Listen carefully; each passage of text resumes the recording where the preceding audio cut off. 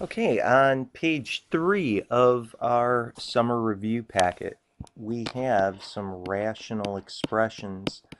I'm not going to spend a huge amount of time talking about the rational expressions.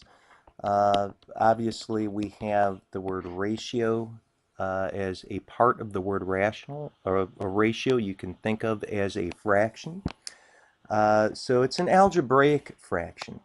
If I gave you an algebraic fraction such as u over v, uh, just like any fraction that you'd commonly see with numbers such as 2 over 3 or anything like that, you could have an equivalent fraction if you were to multiply the top and the bottom by the same factor.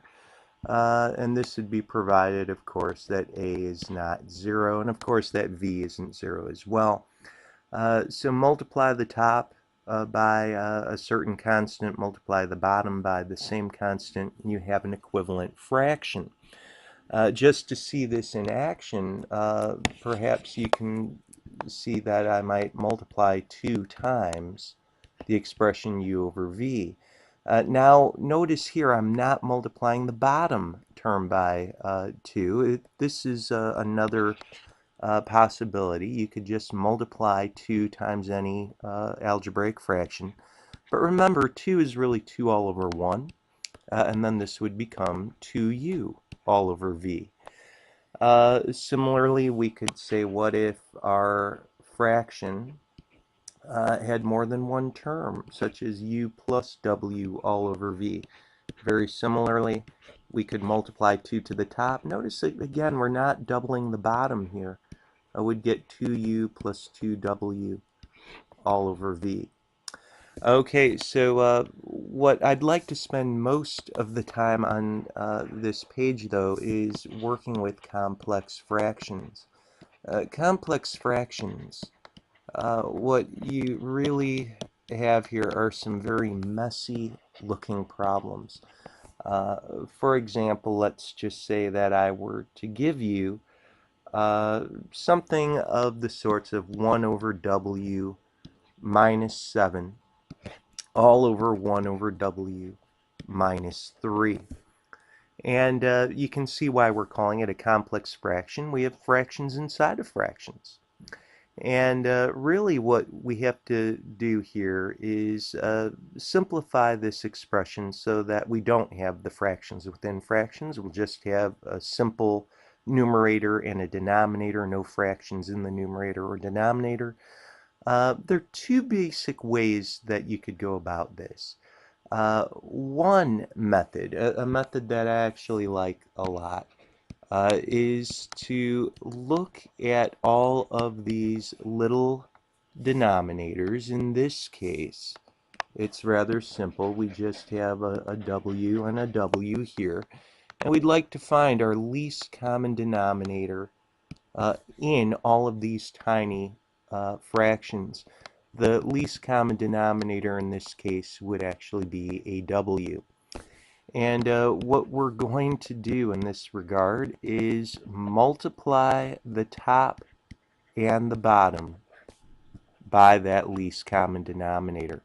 And just like I said earlier, when you have a rational expression, you can multiply the top and the bottom by that same factor, and you'd have an equivalent fraction. So I drew an arrow over here. We could really make that an equation. Now, as we're multiplying a w here, I'm going to do this just for this one time right now, really show step by step. You can see that we're distributing a w to both parts here. This is 1 over w times w, and then here's 7 times w. And down below, we would have to distribute and get the same thing.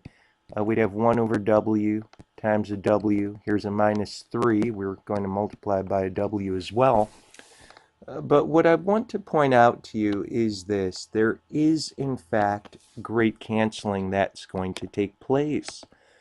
Sometimes students see this immediately. I think the more of these problems you do, you might realize that you can notice the canceling coming about very quickly. But what's remaining right now is a 1 minus 7w. Notice we no longer have the little fraction, the tinier fraction that we started off with. And over here we have 1 minus 3w. And my goodness, that's very nice and simple. No fractions within fractions. I'd like to show you a second method, though. Maybe you have learned a second method. And if that's the case, that's fine. What some students have been taught to do is to get common denominators in these original numerators and denominators. So, for example, what I'm going to do real quickly here is just focus in on the top. And when we see that we have 1 over w minus 7 all over 1, the least common denominator just for the top here would be a w. So we could say, well, I just want to multiply by w over w, and then we'd have 1 over w minus 7w over w. In a very similar way, we can look down below and say, well, 1 over w minus 3 over 1. Well, getting a common denominator again, we'd multiply 3 by w over w. And we'd get 1 over w minus 3w all over w. And the wonderful thing about the common denominator is this, that we may join them together into one common fraction. What you have right now does look considerably more complicated than what we just did. It does allow us to review a nice fact about division of fractions, though. When we're dividing fractions, we're going to take our numerator and multiply it by the reciprocal of the denominator. So you can see that denominator, 1 minus 3w over w, we multiply by the flip. These w's cancel out, and sure enough, the answer that we get is exactly the same that we just did above. So you are able to go step by step and do some work getting individual common denominators and so forth. That's completely okay. Now, what I'd like to do is do a couple more problems. I definitely do prefer that first method, and I think you can see why. But I'd like to show you a different problem here, one that looks a little bit more complicated. And let's say I had 5 over a minus 2 over b all over 2 over a minus 5 all over b. And first things first, let's just look at all of these little denominators here. And just paying attention to those, find the least common denominator of those 4 little denominators. Well, I have an a and a b, an a and a b. Well, sure enough, I'm going to need ab. I'm going to multiply the numerator by ab, and I'm going to multiply the denominator by ab. And showing these steps, maybe you can already see some fantastic canceling is going to take place. But what I'm doing is I'm just multiplying each term. I am distributing AB to each of these terms. And good things are going to happen. You're going to see some canceling. In the first fraction up here on the top left, the A's cancel out. In the second term up on top, the B's cancel out. Down below in this bottom left-hand corner, the A's cancel out. And finally, in this bottom right-hand corner, the b's cancel out. Well, notice the beauty of what's just happened. Your new form here has no little fractions remaining. That's why we multiply by that least common denominator. It's guaranteed to wipe all the fractions out. Little fractions, that is. So we have 5b minus 2a. Down below, we have 2b minus 5a. And we're done. Now, could we have gone ahead and gotten individual common denominators, like treat that original numerator as a separate problem, get a common denominator, do the same for the bottom, and then do a division? Of course we could. And if you'd like to do that, you certainly may. I'd like to do one last problem that hopefully will be of some help. Let's just say that we have a problem that might look even a tad more complicated. 1 minus 5 all over 2x all over x minus 3 all over 4x. And again, our goal here is to pay attention to these smaller denominators.